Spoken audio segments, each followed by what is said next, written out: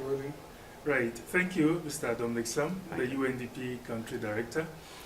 Um, Now we have the Pan-African Conference on Inequalities in the context of structural transformation. How is this important for UNDP in Ghana? This is extremely important for the work that we do in Ghana, uh, especially when it comes to implementing the new strategic plan that was just approved last September, the Executive Board. UNDP clearly has a new well-defined mandate. It's really about eradicating poverty, fighting inequalities, and dealing with issues of exclusion. And therefore, the timing of this conference could not have been better. It takes our global message down to the country office, on the country level, in ways that no other platform could have done that. And for me, I'm particularly excited that Ghana is hosting this conference, where we know that Ghana has one of the solid growing economies in Africa, been able to have poverty between 1990 and 2006, which is also wonderful. But we know at the same time that there are huge inequalities when you travel to the north, the three northern regions, the western regions. So I think it's very relevant for Ghana. And for me, it's just the fact that we have the opportunity over the next 3 days to really focus our minds on it with the policy people, not just in Africa, but really around the world, that brings in the best cutting-edge knowledge on these issues. Obviously, Ghana is going to benefit something from it. Like the president said this morning, he's actually seized the issue. He's looking for real-time answers, cutting solutions to see how these issues of inequalities can be finally addressed. The truth being that we've tried it in the past, but it hasn't actually worked. So we need to be looking for solutions that are slightly different from what we thought through in the past, and trying to do things a little bit differently, because that's the only way we can expect to have different results. I think for us it's really exciting that as we're having this conversation, the government is just finalizing its growth strategy. At the same time, we're looking forward to reviewing our UNDAF in June to see how it is aligned to the government's new growth strategy.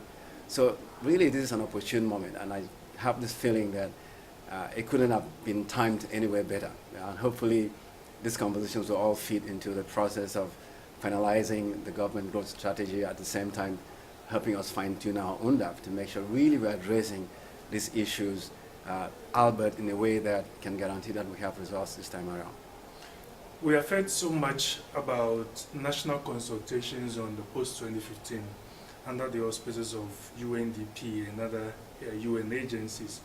And we learned also that there is going to be another national stakeholders meeting on the 14th of May, and also a regional meeting somewhere on the 19th. How does this conference provide an opportunity for what has been planned for on the post-2015, and how do the two tie in with each other? Yeah, Ghana has been very active in the whole post-2015 consultations, not just at the national level, but also shaping the Africa position. Last year, there was a lot of conversation at the national level that came through the national conversation that really focused on the what. In other words, what should be the focus of the next post-2015 global development agenda? This series of second round consultation is really focusing on the what, on the how, because it's an understanding that if we don't get the how right, we will never get the kind of results that we intend to have. And I think this second series of consultations would really pull together lessons learned from implementing the MDGs, from implementing the national strategies, in terms of how best we can best implement the new post-2015 development agenda.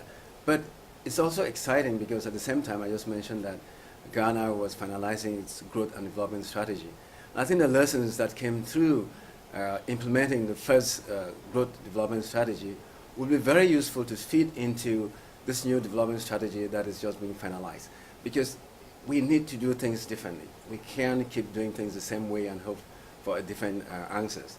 And I think Ghana has been selected as one of the countries that will be hosting one of the post-2015 consultations on the health. And I think Ghana's team is localizing the MDGs, which is important. And I think it's great that all these things are coming at the same time. As we're finalizing the post-2015, we're also finalizing the national agenda. I think a lot of these conversations really can mutually reinforce each other into these separate development agendas. I think for us, we're excited that we're having this conversation. The National Development Planning Commission is really excited, leading it very strongly. The Ministry of Foreign Affairs and Regional Integration is also taking strong leadership. So we're really excited as UNDP to see that the national institutions are actually leading and we're only supporting. And that by the time we finalize this conversation on the health, most of the issues around national ownership, financing, delivery mechanisms at national and sub-national level, that all these different compositions could have crystallized into clear strategies in terms of how we could better implement the post-2015 agenda, and also by implication how we could better implement the Ghana Growth and Development Strategy. And finally, are you satisfied about the level and the outcome of UNDP's support to Ghana's development agenda? Very satisfied. I couldn't be more excited about the work that the UNDP country office is doing in Ghana. You can see the sense of appreciation really by the level of attention that is given to our needs, and also that is the level of influence that we have really on policies, and also the level of respect we have from our development partners. I think more importantly, when I travel the country and I've been able to visit 8 of the 10 regions, the warm welcome and the wonderful things that I said about the work that we do as a country office, for me is testimony really of the fact that we are doing our best and that this is being appreciated. Thank you very much, Mr. Dominic Sam, for your time. Thank you.